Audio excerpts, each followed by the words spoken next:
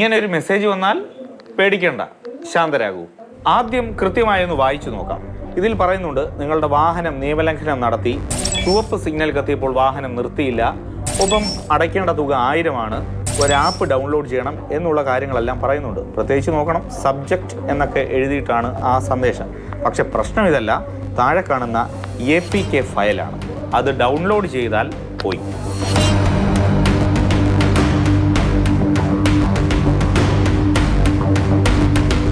താഴെ APK file എന്ന അതിലെ സൈഡിൽ ഒരു document, grey colour document shape കണ്ടാൽ തന്നെ നമുക്ക് പെട്ടെന്ന് മനസ്സിലാവേണ്ടതാണ് വ്യാജമാണ്.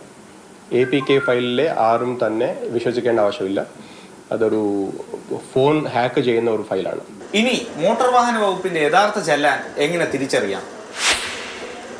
പിന്നെ കേരളത്തിന്റെ ചലാനാണ് എങ്കിൽ അത് MBDയുടെ ആണെങ്കിലും പോലീസ് ആണെങ്കിലും KL എന്ന സ്റ്റാർട്ടിങ് ആയിരിക്കും. അതിൻ്റെ ഒരു ഡിജിറ്റ്സ് ആയിരിക്കും. അത് 41 29 39 അങ്ങനെ ആയിരിക്കും അതിൻ്റെ സ്റ്റാർട്ടിങ്. അപ്പോൾ അത് കണ്ട ഉടനെ നമുക്കത് MBDയുടെ ചലാനാണോ പോലീസിൻ്റെ ചലാനാണോ കേരളത്തിൻ്റെ ചലാനാണോ മനസ്സിലാവും.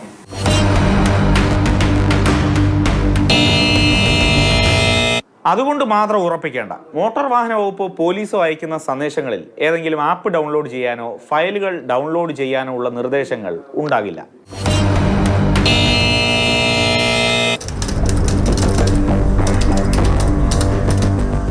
ഒരു വാട്സപ്പ് ലിങ്കിലും കയറി പണി വാങ്ങേണ്ട. ഇതുപോലെ പരിവാഹൻ സൈറ്റിലോ ട്രാൻസ്പോർട്ട് എൻഫോഴ്സ്മെന്റ് ഓഫീസിലോ പിഴയടയ്ക്കാം.